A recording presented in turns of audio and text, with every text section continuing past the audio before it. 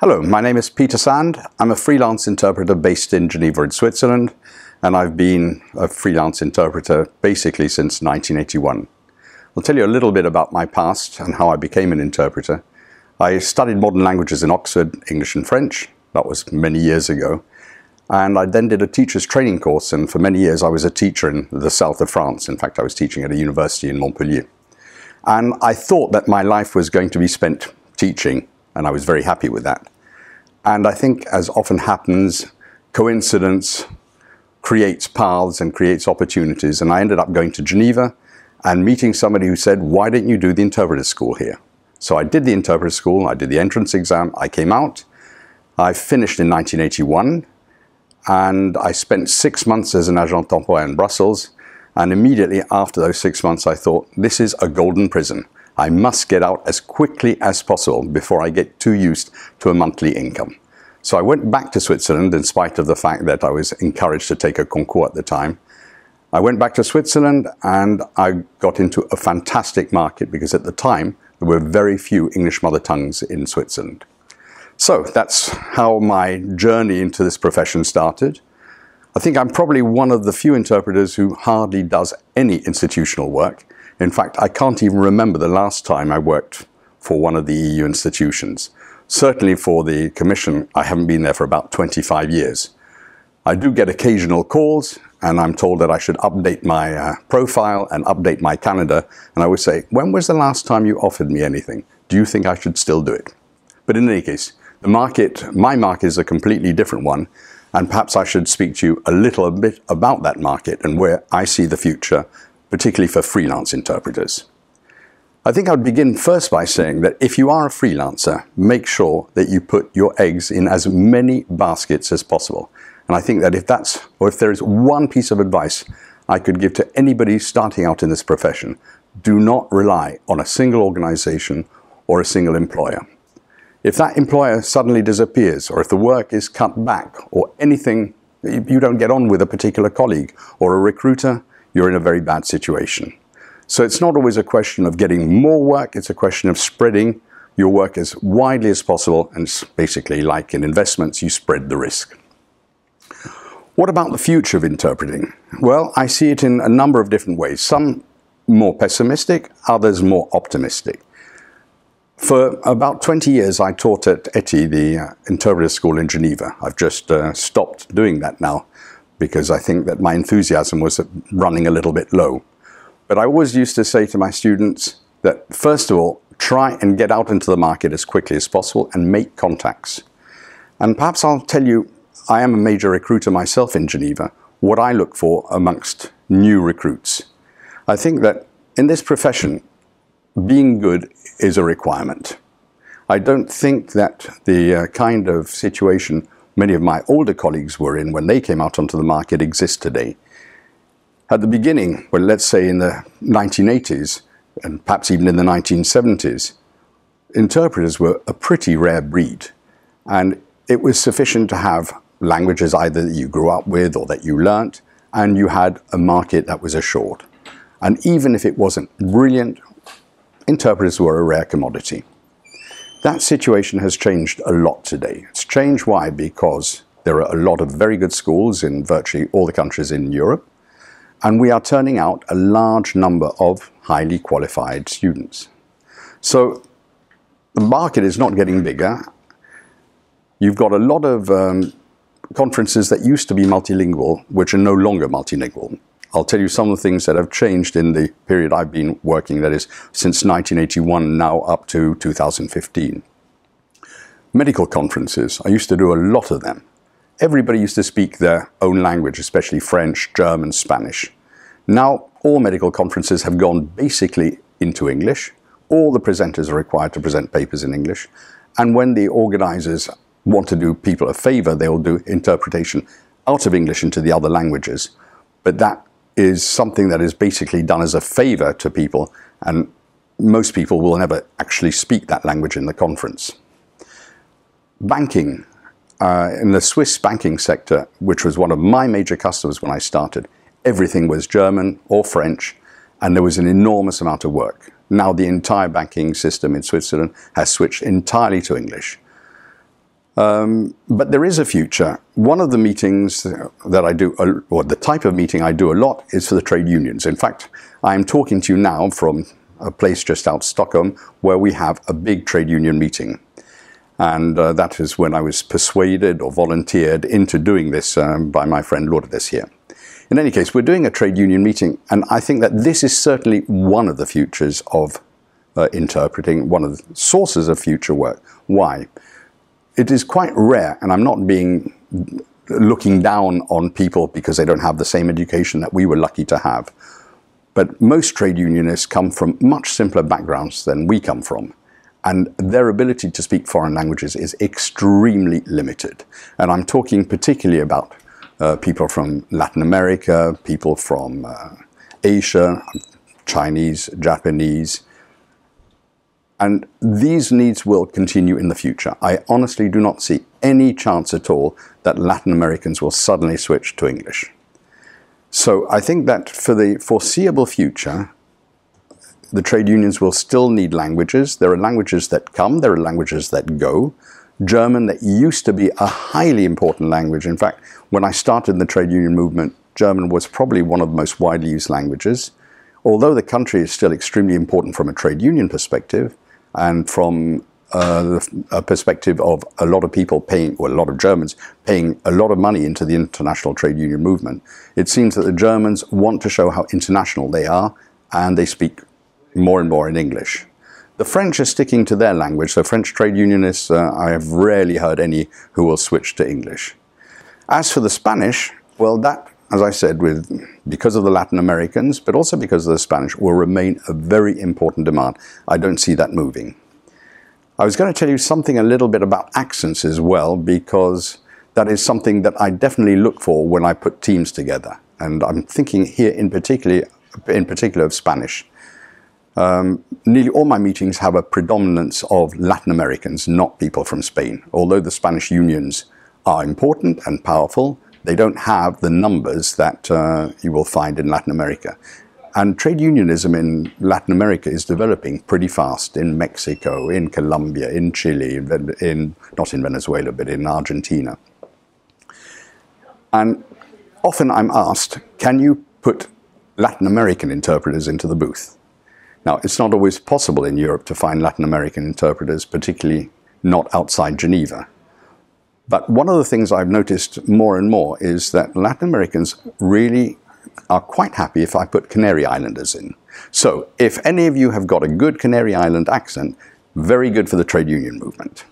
Otherwise, if I can't find that, I tend to do a mix. I'll try and put one Latin American interpreter, one Spanish interpreter, with always a request that the Spanish do not emphasize too much the Spanish words or the Spanish way of presenting things or using Spanish colloquialisms. How I put my teams together. I think that certainly what is very important is people who get on well. I was saying a bit earlier on that it's obviously very clear to have high quality. That goes without saying.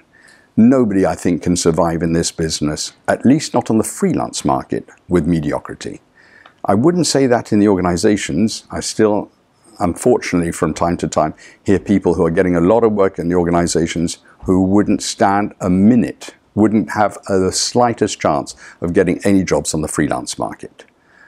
So, being good, absolutely vital. Being exceedingly pleasant to be with and being a good booth mate, I think, is the perfect combination. So my criteria when I put a team together is quality first, good social skills, and being simply good colleagues. And that makes all the difference.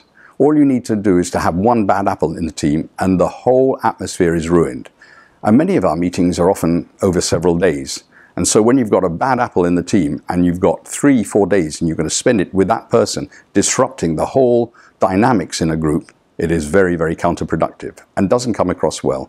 Whereas when the group is well connected, everybody's happy to be together, it creates a very positive energy, and I think it really does come out well from the client side. I've had so many clients come up when we've been a very good team. They always come up and say, oh, it's been fantastic, and when will you come again, and our next meetings are going to be on this date. So that is absolutely vital. What advice would I also give to young people for the future? What languages should you have? Now, I know that I'm not the person to give any lessons to people working in the institutions, because the institutions have their own needs.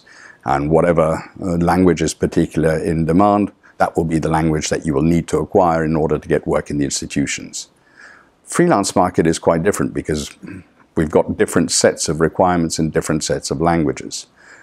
In the trade union movement, we need the Nordic languages, which is funny because most people think that the Nordic languages are only really needed in the institutions.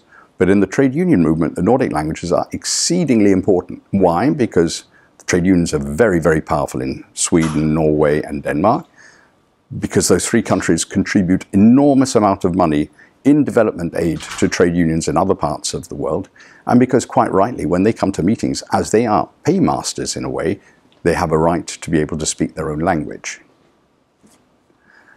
And being able to speak one's own language, I often quote former German foreign minister who said, when I speak English, I say what I can, and when I speak German, I say what I want. I think a lot of the Scandinavians, who are often pretty good linguists and who have a really firm grasp of English, nevertheless prefer to speak in their own language. And that happens more and more. In fact, at the meeting we're at now, the first speaker started by speaking English and said, seeing as there is interpretation, I will prefer to use my own language. And that, I think, will continue.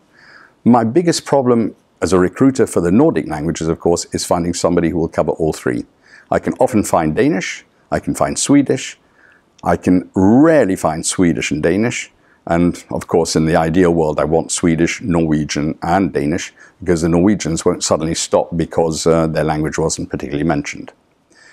Another language which is extremely important for me in the trade union movement is Portuguese. Not Portuguese from Portugal, as you might initially expect, but Portuguese from Brazil.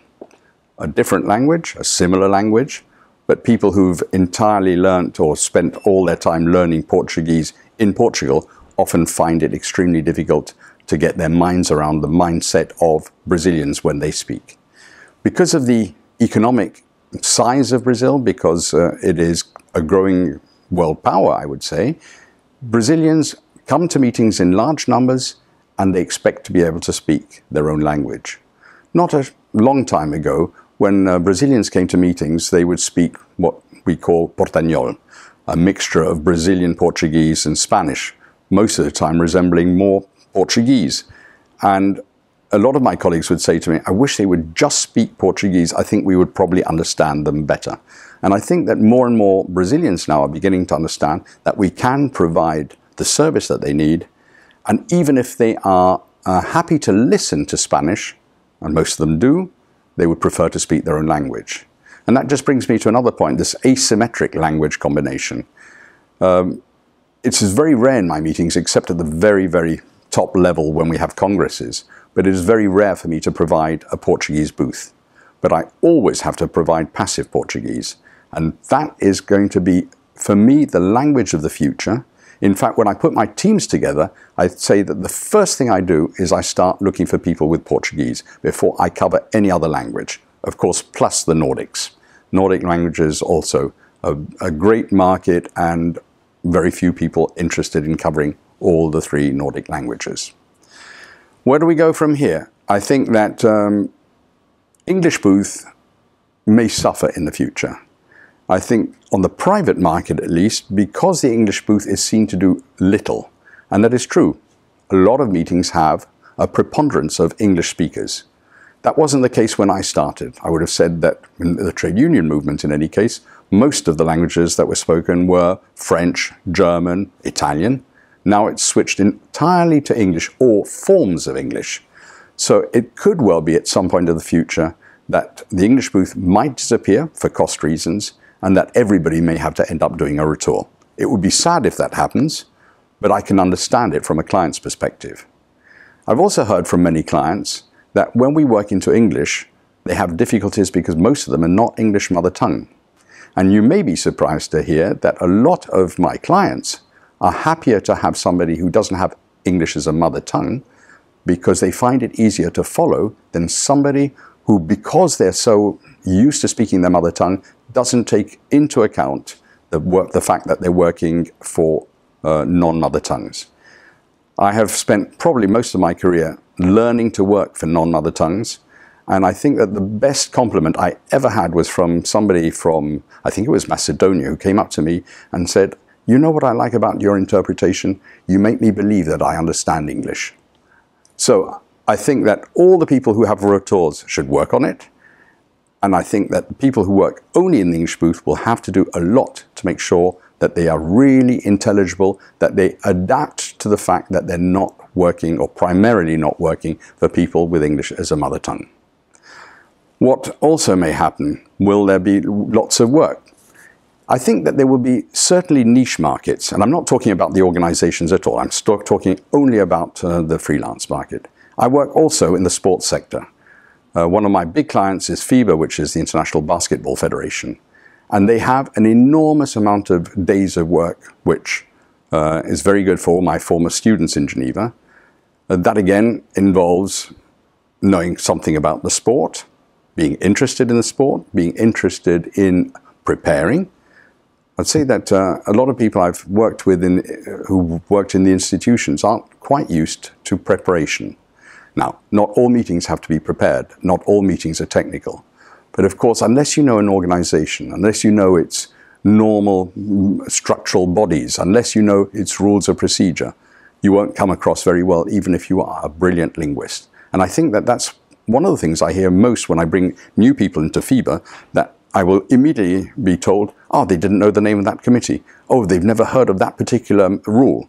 So when you get your first chance of getting into a new market, make sure that you really study, that you look at the organization, you look at its structure, and that you ask. We're not expected to know everything, but if there is one rule, and that is be curious. Find out. If you don't know something, ask.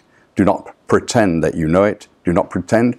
That is probably the worst thing. Nobody will take it amiss if you ask a question, even if it sounds to you like a silly question. So, let's just say, to finish off, this is a fantastic profession. The private market will stay. It will change, like everything in our lives has changed. The market I'm working in today is not the market I worked in 30 years ago. But I think that if you have the right languages, you enjoy working as a team, you are prepared to put in the spade work to get your languages up to a high level, then you have a future.